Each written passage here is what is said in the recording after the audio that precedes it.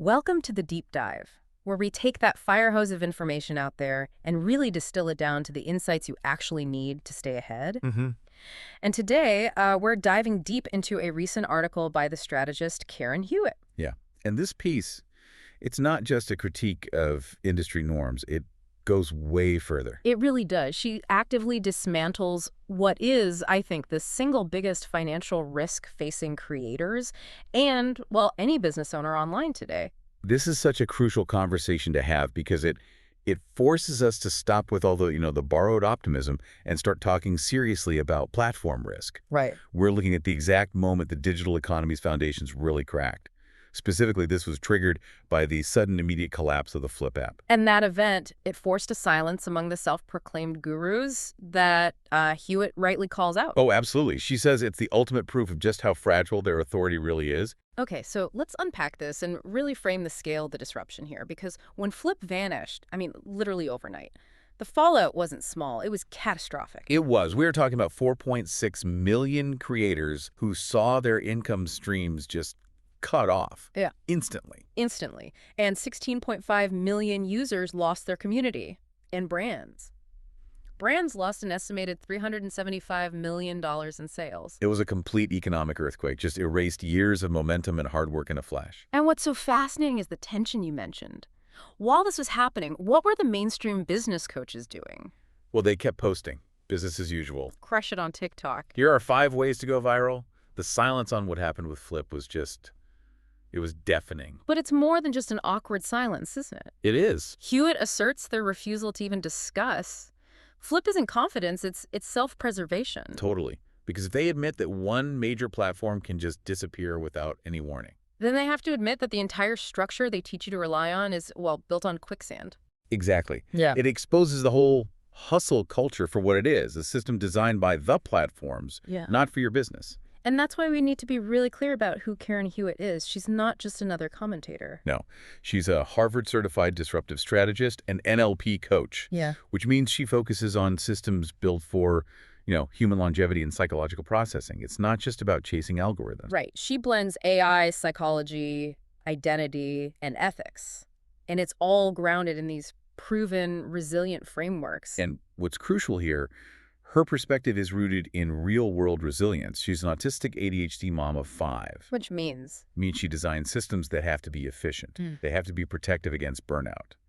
And that is such a powerful differentiator from the usual frantic coaching advice out there. That intersection of rigorous systems design and this human-first sustainability, that's what makes her whole approach so compelling. So, our mission today is to unpack her specific system for building a business that is so robust, so integrated, that no platform collapse, not Flip, not TikTok, not anything can ever take it away from you. It's all about achieving digital sovereignty. So where do we start? To get there, we first have to fully dissect the illusion of ownership. Okay. And Flip perfectly embodied this myth. It was pitched as this, ultimate creator flywheel. Watch content, earn Flip's currency. Use that for coupons, post videos, earn commission. It looks seamless. It looked like a dream. But when the app vanished, the cost was immediate and existential. This wasn't just about losing a social media handle. Hewitt points out that creators earning high 6 figures went to, literally zero overnight. Yeah, and the devastating loss was the relational capital, the connections. It was not just the content library. The content, sure, but more critically, the audience data. The brand partnership contacts that were all managed inside the app. The ability to just talk to millions of followers. Gone. There was one stark example. A top seller who relied completely on Flip's internal digital money for their monthly earnings. Oh, wow. When the servers went offline, that money it became worthless. And they had zero external assets. No email list, no website, nothing. The relationship was just severed. That brings us right to the core industry myth that keeps everyone trapped, right? The idea that visibility equals ownership. Yes. I think most people kind of know intuitively that the platform owns the followers, but it takes an event like Flip to make that truth viscerally, painfully real. Absolutely. The critical reality check is this. Your engagement metrics, your subscriber counts, your followers on any social platform, they are rented assets. Rented. Not own. They belong to the platform, and the platform can change the terms, raise the price, or just evict you at any time. If the platform disappears, so does your entire audience. And Hewitt has this perfect, really evocative term for this vulnerability. She does. Digital sharecropping. Let's break that down. Well, when you build your entire business, your revenue, your audience, your content library on land you don't control, you're not an entrepreneur. You are a digital sharecropper. You're working someone else's farm. You're working their farm, Right. playing by their rules, and just hoping they don't change the crop rotation or, in Flip's case, bulldoze the entire field. So the Flip collapse wasn't just a one-off error. Not at all. It was a brutal, urgent reminder of how fast that rented land can be taken back. Okay, so if sharecropping is the problem, that constant dependency, that anxiety, what does true digital sovereignty actually look like? It looks like a system designed specifically to bridge that gap between visibility and ownership. And Hewitt's answer to that is her omnipresence without burnout framework. Exactly. And we have to pause here because the without burnout part is the key. That is the differentiator. This isn't just about diversification, then. No, it's about establishing maximum efficiency and control so you're insulated from the demands of the platforms. It's the strategy for moving your audience from rented space to owned real estate. That sounds like a really elegant solution to a very chaotic problem. So let's break down the mechanics. Pillar 1. Pillar 1. Own your list. Now, this might sound a little cliche in the business world, but Hewitt elevates it. It is the single most strategic decision you can make. The email list. Your email list. It's the only audience relationship you truly control. It's a direct line to your customers that no algorithm, no CEO, no policy change can ever block. But hold on, isn't that simplifying things a bit? In today's world, with texts and private communities, why is the old school email list still the ultimate root system? 2 words: longevity and universality. Okay. Email infrastructure has been consistent for decades.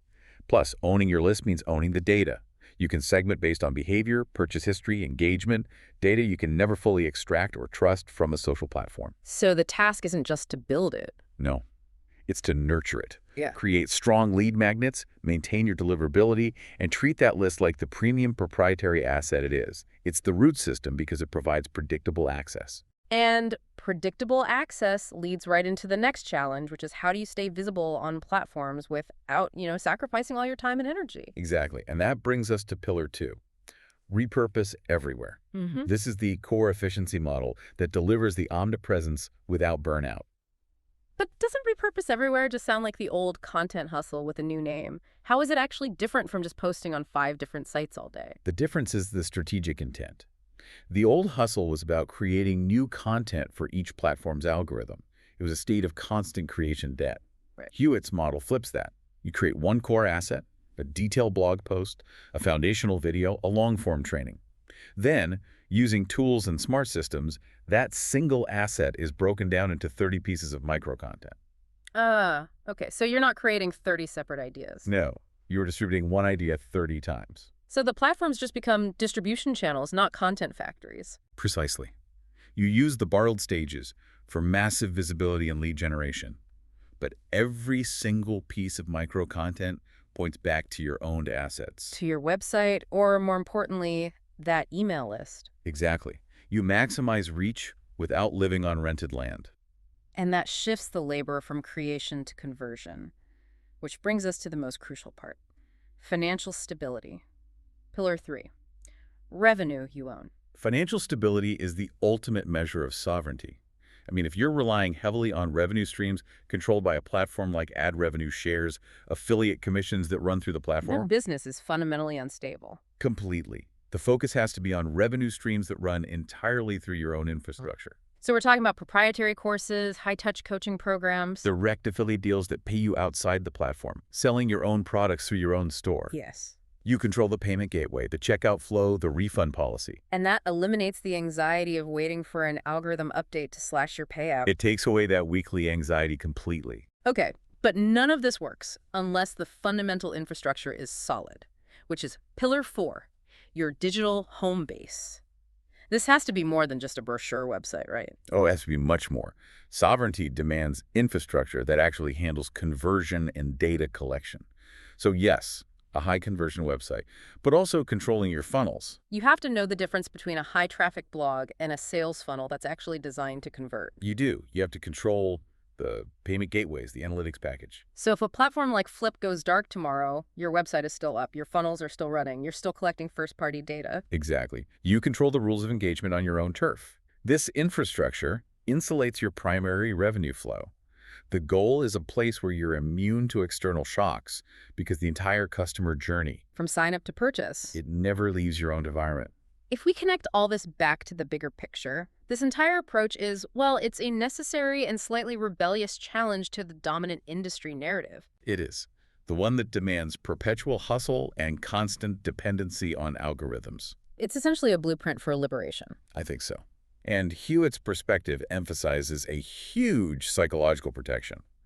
When you know your assets are owned, you are protected from that anxiety of manipulation, from the burnout that comes from chasing metrics you don't control. And it's so important to reiterate that she frames this as an ADHD-friendly system. Yes. Specifically because it prioritizes protection and clarity and intentional growth over just reactive posting. It's about working strategically, claiming your digital real estate. Yeah. And achieving visibility without posting 24/7. That itself is a radical shift from the more culture. It's a difference between building a sandcastle and laying concrete foundations. It is. The sources use this really beautiful poetic analogy that sums it all up. The lesson of the cherry blossom. Okay. Platforms are like cherry blossoms. They look incredibly beautiful and powerful when they bloom. They draw massive attention. But fundamentally, they are temporary. They will fall. And if your business relies solely on that temporary bloom, it just vanishes when the season changes. Right. But sovereignty means building roots deep enough, your own list, your proprietary revenue, your digital home base, to keep growing, regardless of what the season brings. The Flip event was a really stark, brutal warning shot. It was. The leaders who were silent, they exposed themselves as sharecroppers who had no solution to offer. The leaders who spoke up, like Karen Hewitt, were already focused on building those roots. They were already protected. So what does this all mean for you listening right now? I think this deep dive gives you the language and the framework for what so many of you have intuitively felt was wrong with that constant algorithmic chase. The mandate here is clarity, not exhaustion. You don't need to do more. No. You need to be deliberate. You need to align your efforts with building owned assets. If you feel that frustration watching others gamble on rented land, channel it. Channel that energy into fortifying your own digital real estate. Build something that nobody can touch. This isn't just about diversification. It's about shifting the power dynamic entirely back to you, the creator. So focus. Focus intensely on that next email subscriber, because every single piece of owned data is a step toward true sovereignty. As Hewitt states, and we'll leave you with this final thought, your voice is too important to depend on borrowed stages and rented megaphones. The business that survives and the one that scales sustainably is the one that can keep growing and generating revenue even if the biggest platform disappears tomorrow. Digital sovereignty is the only true future-proofing strategy. And we really appreciate you sharing the source material by Karen Hewitt for this, this essential deep dive into platform stability and the creator economy. Until next time, stay grounded, stay strategic, and above all, stay sovereign.